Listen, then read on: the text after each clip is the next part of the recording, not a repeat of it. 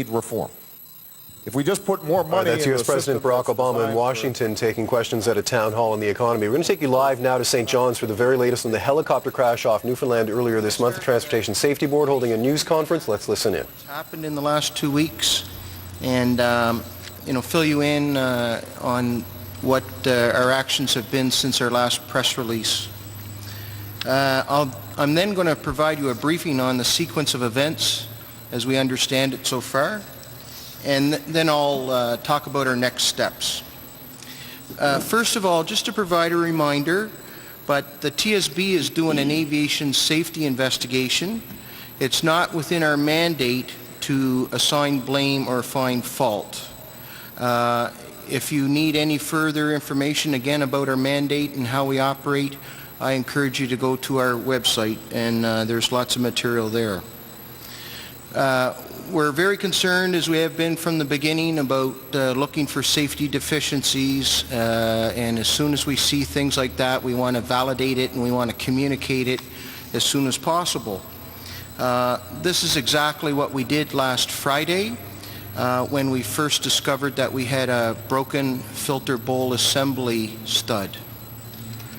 I'm happy to say that as of today, I understand that 70% of the worldwide fleet of S-92 helicopters have had those studs replaced and are being put back into service.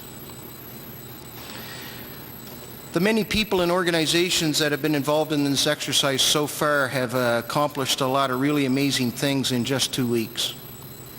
And I'm glad to say that the first thing we were able to do, and again the most important thing to me personally, was the recovery of the bodies.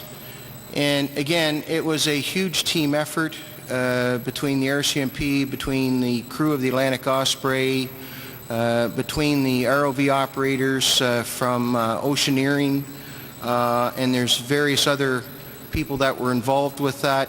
Again, Alan was there the whole time on the Atlantic Osprey and can offer you some comments about it. The investigation and the understanding into why this accident actually happened have just begun. It'll be some time before the findings as to cause and contributing factors will be made public. Safety investigations are very complex investigations. There's often a lot of events that link together to cause an accident or a chain of events, and it is quite lengthy and detailed, the work that we have yet to do. Things have really only just begun as far as our investigations go. As investigators, what we do is we collect data, we analyze the data, we examine components and everything else. We put all that information together, and then we provide that information to the board, the people that actually make up the board. They review that material as well. There's a number of other agencies that get involved in these reviews, and in the end, when we make a final report public, it has been through many different layers and is basically the product of many subject matter experts. But we don't make findings as the cause and contributing factors as investigators. We just supply them with the information. It is actually the prerogative of the board to make that type of finding. Also, I want to remind you that in making findings as the cause and contributing factors into a transportation occurrence, it's not a function of the board to assign fault or determine civil or criminal liability. We continue to work in coordination with the RCMP in their role of investigating any suspected criminal acts, and to date, they've not made me aware that they believe that there's any present. Since last Friday's press release, we continued our work. The technical team, most of us have still been without a day off, so we continued to work, and you saw the result of some of our work just a few minutes ago. The team disassembled basically what they had to. They packed up the main gearbox and shipped it down to Sikorsky in Connecticut, And right now, as we speak, that main gearbox is undergoing further examination.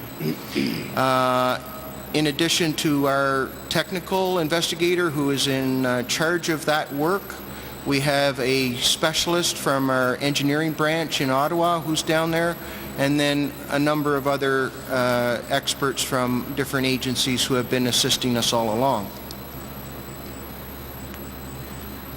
We also have as well folks down there from Cougar Helicopters. Again, this is always a team effort to put these things together and to make sure that we properly understand them. And so as well, Cougar has a couple people down there also. The wreckage, as you saw, was all laid out. It was all examined, documented, and photographed. And again, a credit to the skill of everybody involved. And I'm talking again about the folks of the Atlantic Osprey, the RCMP, Atlantic Towing, Oceaneering. We were able to recover approximately 95% of the wreckage. All the components we wanted for further examination have been removed, and they've all been sent away for that work to be completed. Now, the next thing I'm going to do is I'm going to talk to you about the sequence of events as we understand it right now. Two things I'd like to point out right now. The times that I'll be talking about are in Universal Time Coordinated, or Zulu time, for those of you familiar with the aviation stuff. So the conversion of these times would be 2.5 hours.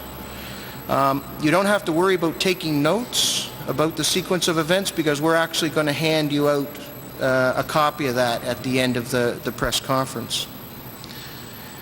Anyway, to begin with, first of all, I'm going to get Alan Chalk to just stand up. Unfortunately, the image we have is not the greatest, but it was the best we could put together in the time available. So Alan's going to point out the various parts of the flight as I described them.